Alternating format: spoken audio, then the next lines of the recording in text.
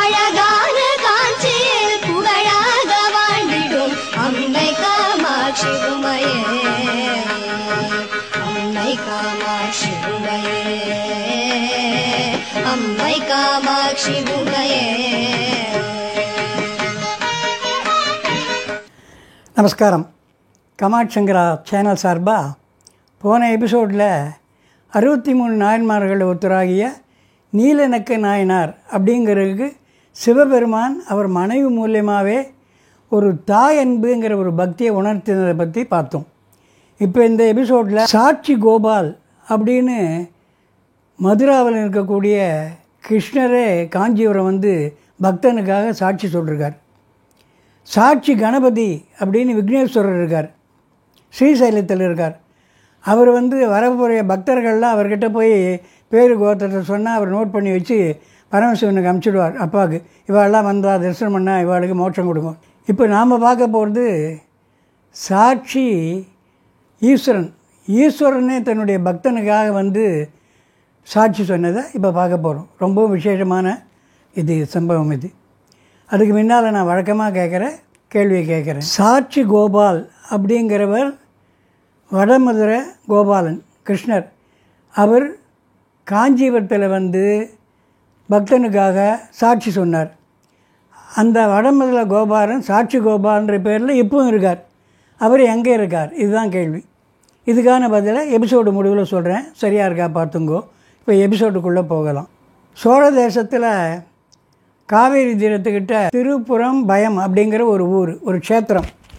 அங்கே இருக்கிற ஈஸ்வரன் சாட்சிநாதேஸ்வரர், அவர் சம்பந்தப்பட்ட வரலாறு தான் இது. காவிரி பூம்பட்டத்தில் வணிகர் ஒருத்தர் இருந்தார்.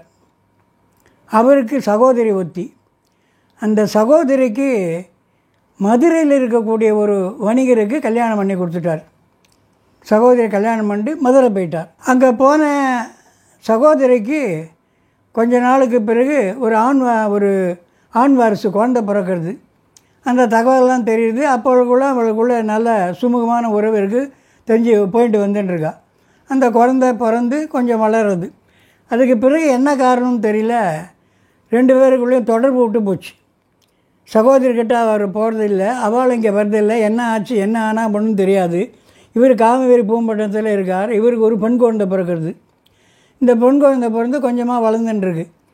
அப்போ இவர் என்ன பண்ணுறார், இந்த குழந்தை பிறந்து வளர ஆரம்பித்த உடனே தன்னுடைய சகோதரிக்கு புள்ள பிறந்திருக்கு இல்லையா, அந்த பிள்ளைக்கு தான் இந்த பொண்ணை கல்யாணம் பண்ணி கொடுக்கணும் அப்படின்னு சொல்லி முடிவு எடுத்துடுறார். அதை அவர் மனைவி கிட்ட சொல்கிறார்.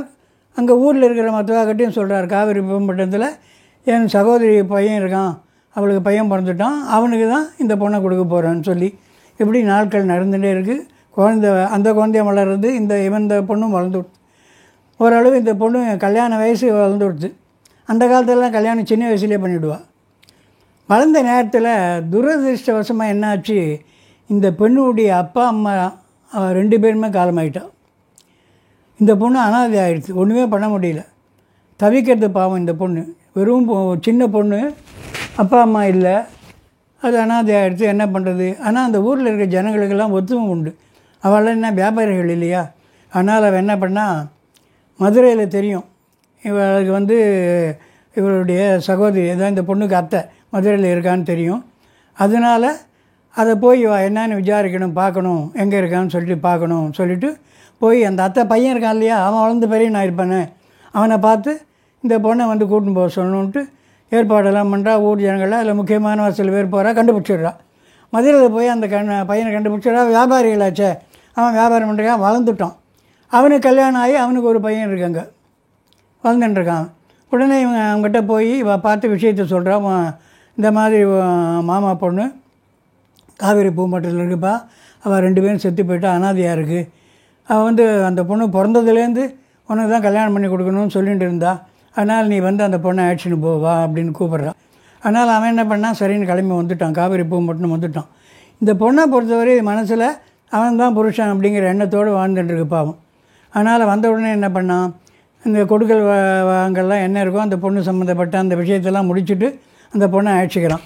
அழைச்சிட்டு அது சோழ நாடு இல்லையா, அதனால் என்ன பண்ணுறான், நம்ம வந்து க்ஷேத்ராடனம் போகலாம், ஒவ்வொரு ஊராக போய் பார்த்துட்டு மதுரையில் போய் அங்கே எல்லோரும் முன்னால் நம்ம உறவுக்காரர்கள் முன்னால் வச்சு உன்னை நான் கல்யாணம் பண்ணிக்கிறேன் அப்படின்னு வாக்கு கொடுத்துட்டு கூட்டின்னு போகிறான். கூட்டின்னு போகும்போது தான் திருப்புறம்பயம் அப்படிங்கிற அந்த க்ஷேத்திரத்துக்கு வராய்வா. அங்கே வந்து சிவபெருமான் இருக்கிற இடம், ரொம்ப சக்தி வாய்ந்தவர் அவர். அந்த க்ஷேத்திரத்துக்கு 2 பேரும் வந்துட்டு ரொம்ப டயர்டாகிட்டா, வந்து ரொம்ப நேரம் ஆச்சு இல்லையா, அதனால் சிவபெருமானை தரிசனம் பண்ணிவிட்டு அங்கே ஒரு கிணறு இருக்குது, அந்த கிணறில் போய் இவன் ஸ்நானம் பண்ணுறான். குளிச்சுட்டு வந்து மடப்பள்ளி இருக்குது, மடப்பள்ளியில் அப்போல்லாம் நைவேத்தியம் யார் கேட்டாலும் கொடுப்பா. அதனால் நைவேத்தியம் கொஞ்சம் பிரசாதம் கொடுக்கணுன்னா பிரசாதம் கொடுக்குறா. வாண்டி வந்து வன்னி மரம், அந்த கோவிலில் விசேஷமான தலைவரிச்சோம், வன்னி மரத்தை கீழே இந்த பொண்ணையும் கூட்டின்னு வந்து உட்கார வச்சுட்டு அந்த பொண்ணுக்கும் கொடுத்துட்டு இவரும் பிரசாதத்தை சாப்பிட்றார். சாப்பிட்டுட்டு இருட்டி விடுத்து, அதனால் அங்கேயே பிராகாரத்தில் 2 பேரும் படுத்துட்டா தள்ளி தள்ளி. அந்த பொண்ணு ரொம்ப இதுவான பொண்ணு, பாவம், சாந்தமான சாத்வீகமான பொண்ணு, குலப்பொண்ணு. அதனால் அது ரொம்ப தள்ளி படுத்துன்னு கொடுத்து, கல்யாணம் ஆகலேன்னு இவன் தனியாக தள்ளி படுத்துட்டான். பிராகாரத்தில் பக்தர்கள்லாம் படுத்துன்னு இருக்கா. அந்த காலத்தில் எல்லாரையும் அனுமதிச்சா. ராத்திரி நடுநிசி ஆயிருக்கும், போது விடிய நேரம் திடீர்னு இந்த கத்துறான், அம்மான்னு கத்துறான். அந்த பொண்ணு டக்குன்னு மூச்சுன்னு கொடுத்து ஏந்து பார்த்தா ஒரு சர்ப்பம், பாம்பு இவனை கடிச்சிட்டு சர்றன்னு போகிறது. இவன் உடம்புல கடகடன்னு விஷம் ஏறுறது. அந்த பொண்ணு ஓடி வந்து தவிக்கிறது. கல்யாணம் ஆகலை, புருஷனை தொடக்கூடாது, அதில் ரொம்ப ஜாக்கிரதையாக இருக்குது. அதனால் பக்கத்தில் பத்துன்றவர்கிட்டலாம் போய் கையை தட்டி தட்டி எழுப்பி, வாங்க வாங்க வாங்க, அவருக்கு ஆபத்தாக இருக்குது, என்னமோ பாம்பு கடிச்சிடுச்சு. நான் பார்த்தேன், பாம்பு போகிறது கடிச்சிட்டுன்னு ஒன்று எல்லாம் ஓடி வந்து பார்க்குறா. யாரும் என்ன பண்ண முடியல, வைத்தியம் பண்ண முடியல, சர்றன்னு விஷம் ஏறிடுச்சு. விஷம் தலைக்கு போயிட்டு நீளம் பாஞ்சு போச்சு உடம்பு. எல்லோரும் வந்து பார்க்குறா. அதில் வைத்தியம் தெரிஞ்சுவா, கையெல்லாம் முடிச்சு பார்க்குறா. போயிட்டான், பையன் காலம் ஆகிட்டான். கல்யாணம் ஆகலை, பையன் போயிட்டான். அவன் தான் புருஷன் நினச்சிட்டு இருக்கான். இந்த பொண்ணு என்ன பண்ணுறது, கதறி அழறது, நம்ம விட்டி இப்படி இருக்குன்னு. இப்போ போதெல்லாம் விடியிறது. போது முடிஞ்ச உடனே ஒரே பரபரப்பு, மேளவாத்தியம் சத்தம்லாம் கேட்குறது. என்ன ஏதுன்னு பார்த்தா திருஞான சம்பந்தர் வந்துட்டுருக்கார். அந்த திருப்புறம்பயம் ஈஸ்வரனை பார்க்குறதுக்கு திருஞான சம்பந்தர் வர்றார். வந்த உடனே ஜனங்கள்லாம் கூடி இப்படி பேசின்னு இருக்கா. என்ன ஏதுன்னு வந்து விசாரிக்கிறார். அந்த பொண்ணு அதுண்டே சொல்கிறது, இந்த மாதிரி நடந்தது எல்லாத்தையும் சொல்கிறது, தன்னுடைய அந்த வரலாறு எல்லாத்தையுமே சொல்கிறது, எல்லாத்தையும் பொறுமையாக கேட்டுக்கிறார். கேட்டுவிட்டு நேரம், சரிம்மா நீ கவலைப்படாத, எல்லாம் அவர் பார்த்துப்பார், ஈஸ்வரன் இருக்கான்ட்டு போய் ஈஸ்வரன்கிட்ட பதிகம் பாடுறார். பதிகம் ரொம்ப உருக்கமாக பாடுறார்.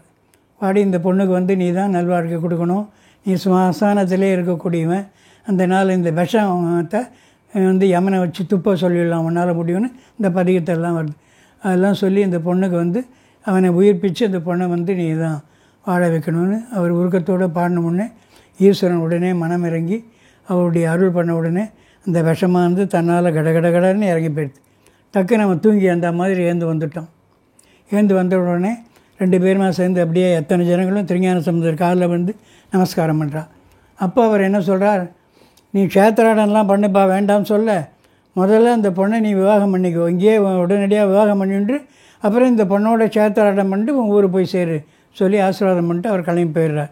அதனால் மகான் சொன்ன வார்த்தையை மீறக்கூடாதுன்னு என்ன பண்ணுறான், அங்கேயே ஒரு மஞ்சள் கயிறு எடுத்து மஞ்சளை கட்டி விவாகம் பண்ணுறதுக்கு ரெடி ஆகிட்டான்.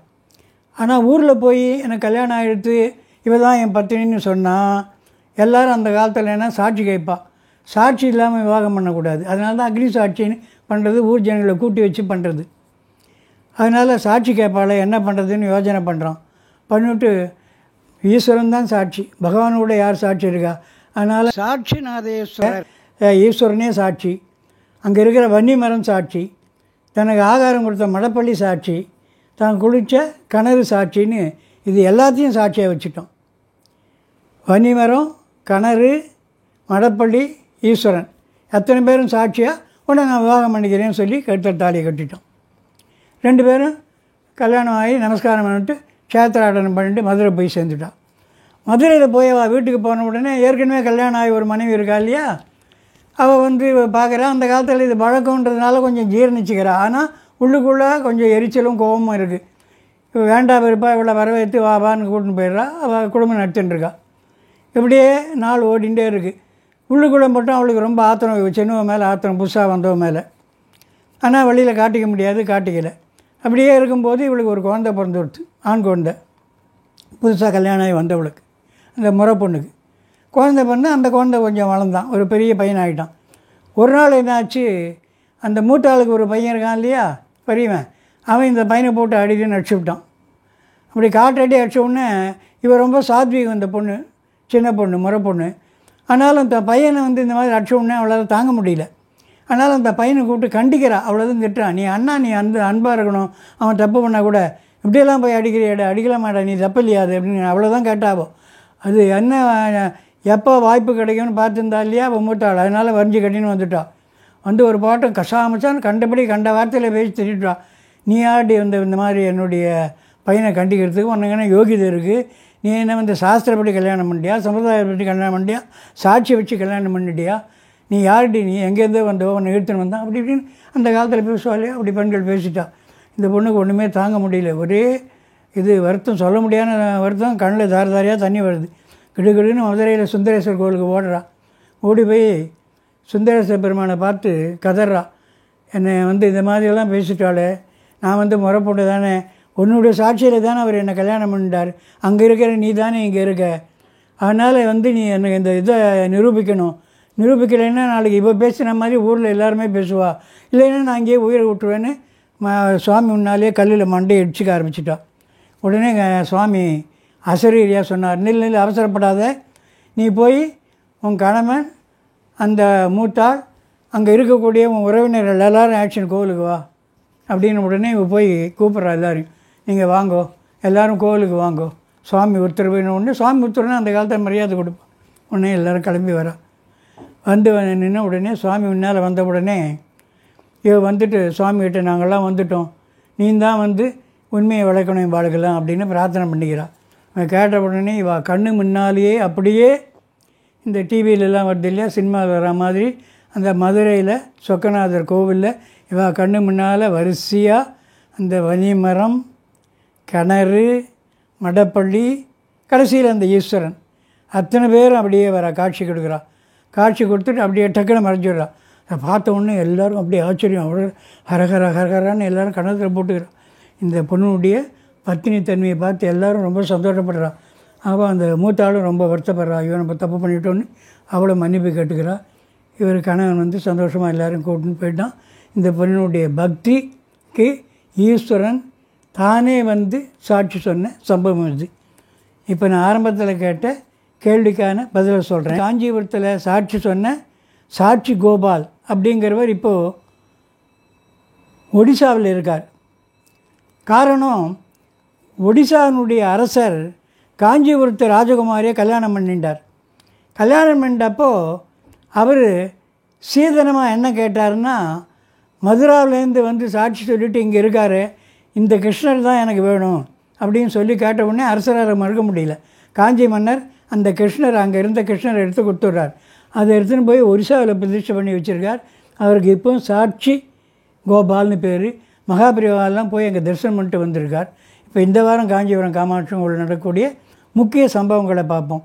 21ஆம் தேதி வெள்ளிக்கிழமை தங்கரதம், 25ஆம் தேதி செவ்வாய்க்கிழமை பாலபிரிவா சங்கர விஜயேந்திர சரஸ்வதி சுவாமிகளுடைய ஜெயந்தி, 26ஆம் தேதி புதன்கிழமை மகா சிவராத்திரி ராத்திரி 4 கால பூஜை, 27ஆம் தேதி அமாவாசை தங்கரதம். அடுத்த வாரம் வேறு சில முக்கிய நிகழ்ச்சிகளோடு சந்திப்போம். மகாபெரிவா பாதாரபந்தங்களே சரணம். ஹரஹர சங்கர, ஜெய ஜெயசங்கர, ஜெய ஜெய காமாட்சி.